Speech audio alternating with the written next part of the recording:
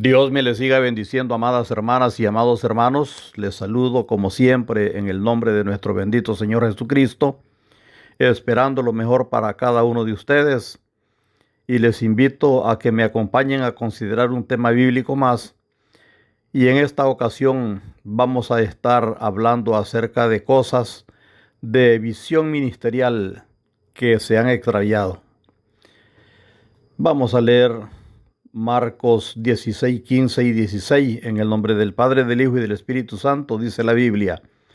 Y les dijo: id por todo el mundo y predicad el evangelio a toda criatura. El que creyere y fuere bautizado será salvo, mas el que no creyere será condenado. Estaba pensando ahora que tengo un tiempito por acá donde estoy, y este comentario está dirigido a considerar algunas prácticas de visión ministerial o bíblicas que hoy son muy diferentes a lo que se daba en décadas anteriores. Y digo esto porque sé que con el pasar de los años hay cosas que han cambiado. La modernidad está por todas partes, con algunas cosas que ciertamente en lo personal y en la obra de Dios. Pero también he visto que con la modernidad hay cosas o prácticas que eran bíblicas o administrativamente buenas y que se han ido diluyendo y hasta desapareciendo. El versículo que estamos tomando en consideración dice que Jesucristo, predicando a sus discípulos, les dijo que fueran por todo el mundo, que predicaran el evangelio a toda criatura. El que creyere y fuere bautizado sería salvo, mas el que no creyere será condenado.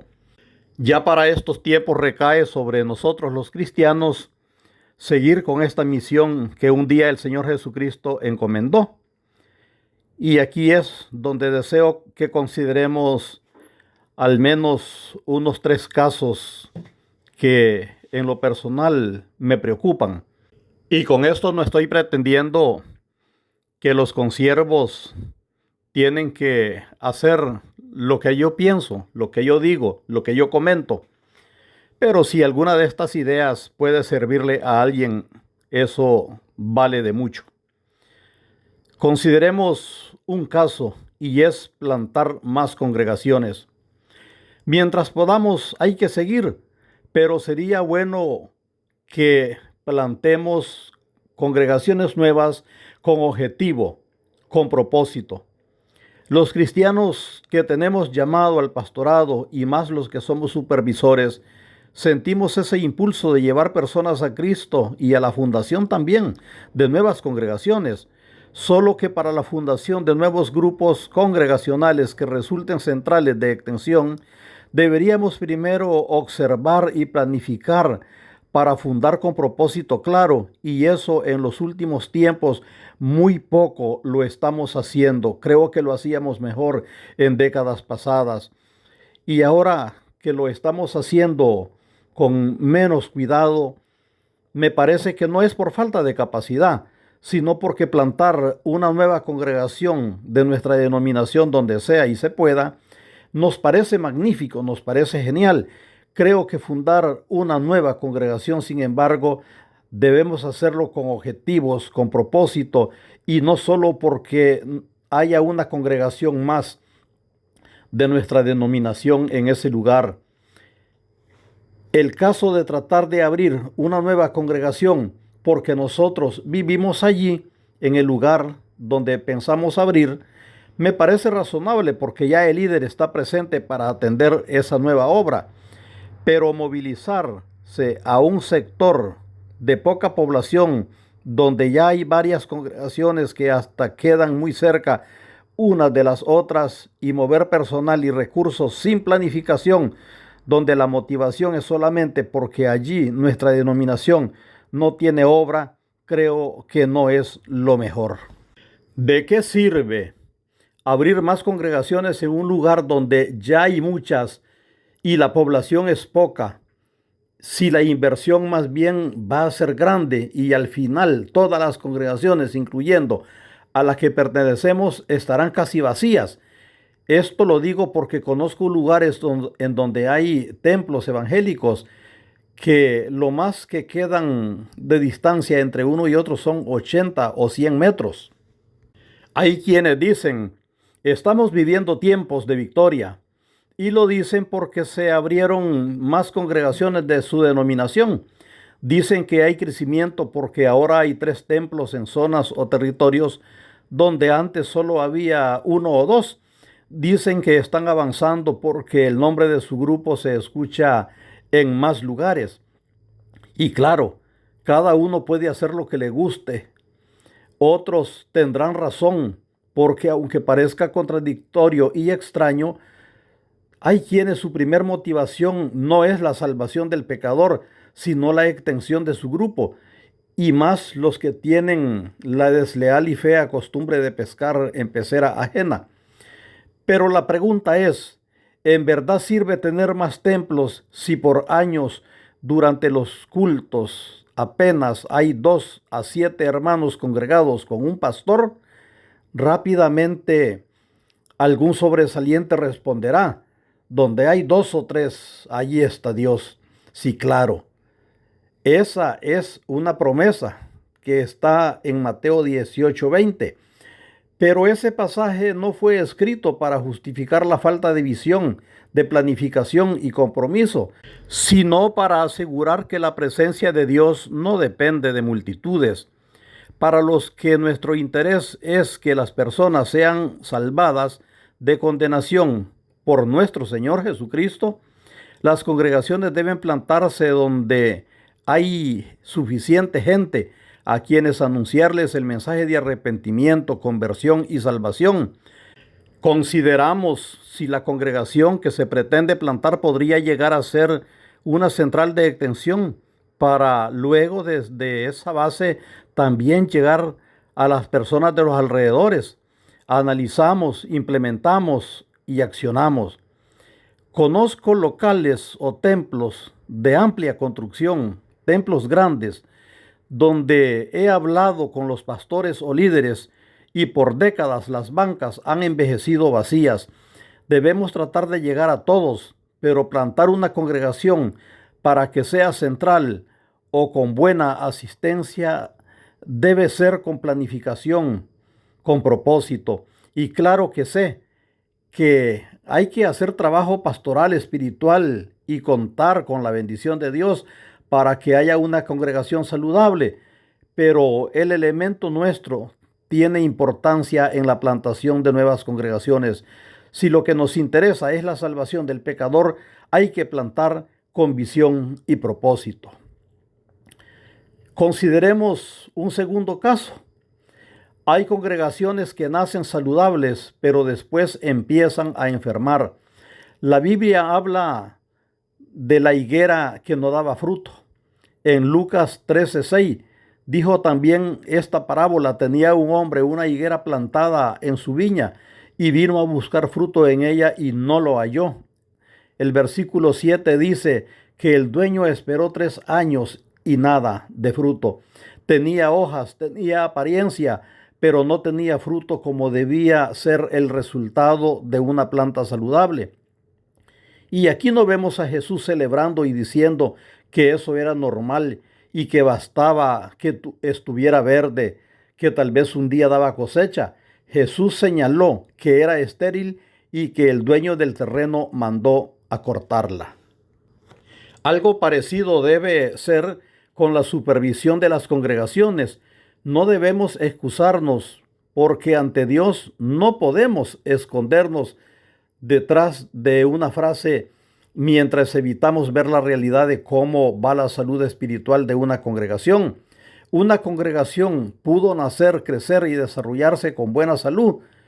Un pastor dinámico, buena cantidad de miembros, actividades y extensión. Y ya ha sucedido que una congregación con buenas cualidades, llegado un tiempo, se debilita, se enfría, se vacía. El corazón ministerial humano de esa congregación se ha enfermado. Por lo tanto, toda la congregación se ve afectada. El pastor perdió el rumbo y dinamismo. El liderazgo no funciona. Los miembros están bastante mundanos y cada quien hace lo que quiere, pero no lo que es correcto. Han sustituido la unción del cielo por programas meramente sociales y prácticas teatrales y argumentan que eso es lo de hoy. Hermanas y hermanos, cuando se pierde la centralidad, se pierde de vista el modelo de la iglesia bíblica, se pierde la obediencia, se pierde la entrega y se perdió el deseo de permanecer fieles a lo que la iglesia histórica ha sido. Si se va el fruto, una congregación y sus líderes pueden quedarse solo hojas, como la higuera de Lucas 13:6, y a veces puede quedarse hasta sin hojas, solo tamo, charral y espinas. Hace mucho cantidad de congregaciones perdieron el respeto y empezaron a meter en la vida cultica cosas prácticamente mundanas, justificando eso como rescates para la iglesia de hoy, la iglesia moderna. Que se sepa, la iglesia de siempre también es para hoy, pero no es de hoy. Que se sepa, la iglesia de siempre es la misma para el tiempo moderno de hoy, pero no es de hoy. Hebreos 13:8 dice: Jesucristo es el mismo de ayer, hoy y por los siglos. Pastor y líderes, ¿están ustedes seguros que sus ocurrencias, show, mimo, teatro, danza y demás cuentan con la aprobación de Dios? Tengan cuidado, los cultos no son para entretenimiento, diversión ni juegos. La iglesia costó ministerio, sacrificio y muerte de nuestro Señor Jesucristo, y pronto vendrá a buscarla, como dice Efesios 5:27, a fin de presentársela a sí mismo una iglesia gloriosa, que no tuviese mancha ni arruga ni cosa semejante, sino que fuese santa y sin mancha. Hay enfermedades que son silenciosas, pero algunos síntomas dan cuando el cuerpo va decayendo. Así también las congregaciones que van decayendo y luego ya se les nota descuido, libertinaje, mundanalidad o prácticas que sustituyen el quehacer de la iglesia original, dan síntomas y se pueden notar en las congregaciones. Antes, cuando evangelizábamos, sentíamos esa conexión con el cielo. Cuando había bautismos, hacíamos grandes y verdaderas fiestas espirituales. Las personas alcanzadas por el evangelio comenzaban una vida nueva, llenas de júbilo. Pero cuando la congregación se empieza a enfermar, las cosas no son igual, y cuando la salud se va, ahí se va todo lo que un día fuimos. Hoy día se ha metido el entretenimiento a las congregaciones. Ya casi no hay oración fervorosa, no hay clamor, no hay ayuno, no hay estudio bíblico, no hay búsqueda para que las personas sean salvadas. Si llevamos a algunos al agua, salen como resfriados, pasan por las bancas como espectadores y luego hasta desaparecen, porque no hay un seguimiento verdadero, no hay un discipulado programado. A veces bautizamos a algunos, a poco tiempo dejan la congregación y ni lo buscamos para saber qué pasó. Ya perdimos el porqué de la iglesia que fundó Jesucristo. Al final todos igual, como que ni siquiera sabemos que hay ministerios. No somos conscientes de dónde quedó el compromiso, se apagó el fervor espiritual y no sabemos qué hacer, y además ya no sentimos responsabilidad, y es porque ya pasamos a ser parte de una congregación enferma. Cuando Dios nos llamó a un ministerio, también nos dio las herramientas para trabajar. El fracaso para el obrero o líder puede estar en que no sabe exactamente a qué fue llamado por Dios, a qué le llamó el Señor Jesucristo. Parece raro, pero esto pasa. Porque todos podemos ser fieles cristianos, pero como dice 1 Corintios 12:4, ahora bien hay diversidad de dones, pero el Espíritu es el mismo. El versículo 5 dice: y hay diversidad de ministerios, pero el Señor es el mismo. Dios es el mismo, pero los dones y ministerios son variados y cada uno de nosotros tiene un llamado diferente. Se nos llama a algo en particular. Los obreros podemos ser muchos, pero hay que saber a qué fuimos llamados para ser eficientes y eficaces en eso a lo que fuimos llamados. Así como cada trabajador sabe qué sí y qué no puede hacer, igual en la obra de Dios, cada uno debemos saber a qué fuimos llamados para desempeñarnos en eso específicamente. Por ejemplo, por la experiencia todos podemos predicar evangelismo, pero el que tiene llamado para evangelista tiene un mensaje y brillo que solamente es de él. Por la experiencia todos podemos dar alguna enseñanza, pero el maestro tiene un análisis, una profundidad, una exégesis que aunque todos seamos lectores bíblicos y predicadores, el maestro tiene y llega donde otros no. Por la experiencia todos podemos estar al frente de cierto grupo de cristianos, pero solo el pastor sabe qué hacer en cada situación. Él fue llamado para guiar, cuidar, alimentar, aconsejar, administrar, etc. He visto a obreros cristianos al frente de grupos que después de un tiempo no saben qué más hacer. Pueden ser buenos cristianos, pero no fueron llamados para pastor. El pastorado no es solo porque nos guste ni por estudios. Es si Dios nos llamó a ese ministerio, y así con cualquier otro de los ministerios. Hay algo que hace décadas se está dando mucho en las denominaciones con trayectoria y también en las congregaciones emergentes, y que va en contra del llamado bíblico, y es que se habla que algunos estudiaron, están estudiando o van a estudiar para pastor. En la Biblia no hay nada que nos diga que hay que estudiar para ser pastor conforme al diseño de Cristo y de la Biblia. Más bien todo lo contrario. Hechos 4:13 dice: entonces, viendo el denuedo de Pedro y de Juan, sabiendo que eran hombres sin letras y del vulgo, se maravillaban y les reconocían que habían estado con Jesús. Por lógica, y más en los tiempos que vivimos, los pastores estudiamos teología bíblica, sistemática, práctica ministerial y muchas otras cosas más, y otros niveles y muchas más materias, pero el llamado pastoral propiamente debe venir de parte de Dios directamente si es que vamos a ser eficaces y eficientes en la obra. Alguien puede decir: a todos nos llama Dios. Sí, cierto, pero no nos llama a lo mismo, según dice 1 Corintios 12 y Efesios 4:11 al 12. A cada uno nos llama en particular a algo diferente. Y así como estudiamos y sabemos para qué estudiamos, cuando Dios nos llama debemos saber si a qué ministerio en particular nos llamó. El llamado al pastorado es de mucho cuidado, las herramientas son variadas y quien ha recibido el llamado al pastorado lo sabe perfectamente.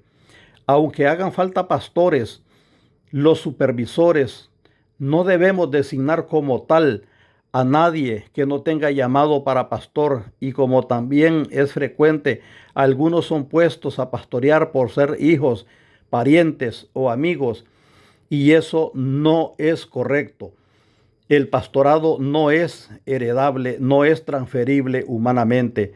Todos podemos ser fieles cristianos, pero el pastorado no lo podemos delegar nosotros como personas. Lo ministerial es por llamado directo de parte de Dios. Un cristiano dinámico puede aceptar que lo nombren pastor, pero un pastor con llamado lo notará, y a veces en la misma congregación también lo notan que es un buen cristiano, pero que el llamado pastoral no es para esa persona o no está en esa persona. ¿Cuántas veces la enfermedad espiritual o ministerial la podemos fomentar nosotros mismos y también la podemos disimular bastante bien y decir que no, que las cosas mejorarán, pero es mejor que cada uno esté ubicado en el lugar que le corresponde. Dios mismo, cuando nos llama, nos dice dónde ir, cuál es nuestro ministerio, en qué debemos desempeñarnos. Y las personas maduras, los pastores que nos anteceden a nosotros, que tienen madurez en todo esto, perfectamente pueden aconsejarnos, y entonces así podemos trabajar de la mejor manera en las congregaciones, cada uno desempeñándonos según el ministerio para lo que hemos sido llamados, y no estando en ministerios donde no es nuestra función específica. Y siempre debemos pedir a Dios que nos dé sabiduría para saber qué hacer si las cosas se llegan a poner cuesta arriba. Al frente de una congregación puede estar un cristiano muy fiel, y aún así las cosas se pueden poner difíciles, y las razones pueden ser varias. Cuando los cultos ya no son de encuentro con Cristo, sino solo de la membresía, cuando las oraciones no tienen fervor, cuando los mensajes tienen poco contenido, cuando las pocas actividades son mecánicas, si dejamos de vigilar en vez de corregir, la costumbre puede moldearnos y puede hacerse ley. Cuando algo se hace sin importar cómo haya salido y cómo estén las cosas, podemos seguir repitiendo eso. Y quizá vamos a seguir diciendo que vamos de triunfo en triunfo, pero el triunfo no se declara, se demuestra y se ve. Hay que mantener la visión y el propósito, amados hermanos, amados consiervos. Consideremos un tercer caso que se está dando en las congregaciones desde hace mucho tiempo también, y duele analizarlo, pero es necesario hacerlo. Dice Hebreos 13:4: honroso sea en todos el matrimonio y el hecho sin mancilla, pero a los fornicarios y a los adúlteros los juzgará Dios. En años pasados, las personas que estaban sin matrimonio y se convertían al cristianismo deseaban ir al matrimonio. Las ceremonias o bendiciones de bodas en las congregaciones eran frecuentes, y se decía que eran para estar a derecho con Dios. Las parejas querían empezar su hogar o arreglarse bajo la bendición de Dios, pero muchos hoy prefieren unirse sin ese paso y estar en las congregaciones en unión libre, y hasta les gusta activar así como están en esa unión libre, en fornicación o adulterio, y esto con el beneplácito de muchos pastores, porque como está bastante de moda fuera de las congregaciones, entonces se da también dentro del ámbito de los creyentes. Y el asunto es que en vez del creyente traer a la iglesia al inconverso, las costumbres de los inconversos están arrastrando hacia afuera a los creyentes. Fíjese que dije creyentes, no cristianos, porque ser cristiano ya es otra cosa. Creyentes podemos ser todos, pero cristianos es otra cosa, y usted lo sabe. También por las redes sociales hay cada enemigo del evangelio diciendo cosas absurdas en contra del matrimonio y animando a las personas a no formalizar su unión legalmente ni acudir a un ministro cristiano por bendición. Hoy es frecuente en las congregaciones escuchar: mi compañero, mi compañera, el señor que tengo ahora, la señora que tengo ahora, el señor que vive conmigo, la señora que vive conmigo. Y también algunos se llaman esposos sin estar casados legalmente. También es frecuente que llamados cristianos se casen, y hasta que solo se junten también con personas que están fuera del camino de Dios, y lo normalizan. Es bien sabido que lo mundano siempre va a tratar de influenciar y jalar, y si no estamos firmes, terminamos cediendo y terminamos cayendo en lugares donde no debíamos estar. Y eso es lo que últimamente se está viviendo mucho. Menos influencia del cristianismo y más influencia del entorno. Congregaciones bastante numerosas y con edificios llamativos a veces, y tienen este mal dentro de sus paredes. Algunos, dichosamente, no todos. Amadas hermanas y amados hermanos, esto no se trata de ser amargados ni de atacar a nadie.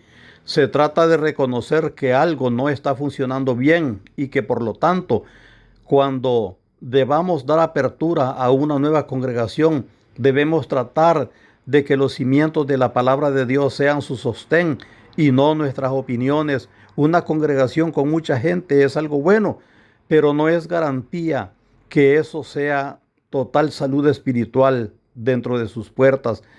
La gordura en un cuerpo no necesariamente es salud. No seamos como la iglesia de Sardis, que se menciona en Apocalipsis 3:1. Escribe al ángel de la iglesia en Sardis, el que tiene los 7 espíritus de Dios y las 7 estrellas, dice esto: yo conozco tus obras, que tienes nombre de que vives y estás muerto. Esta iglesia tenía nombre de que vivía, pero estaba muerta. Tenía actividad, pero no unción. Tenía movimiento, pero no había transformación hacia la santidad. Es peligroso estar en una congregación sin propósito. Se puede tener música, programas, anuncios y templos bonitos nuevos y aún así estar vacíos o descendiendo por dentro.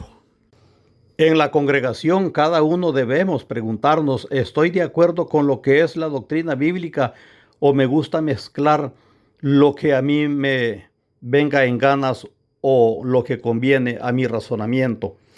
¿Estoy dando y aportando fruto o solo presencia?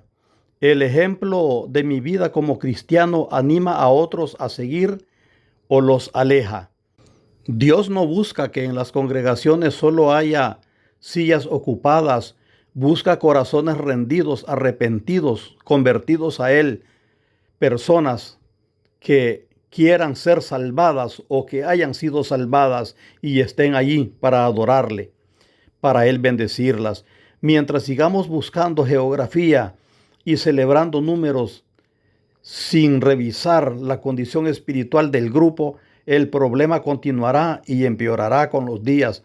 Pero aún cuando las cosas no estén bien, si el líder y el pueblo reconoce su estado y vuelve a Dios de verdad y al principio bíblico, que es lo mejor, la historia puede cambiar.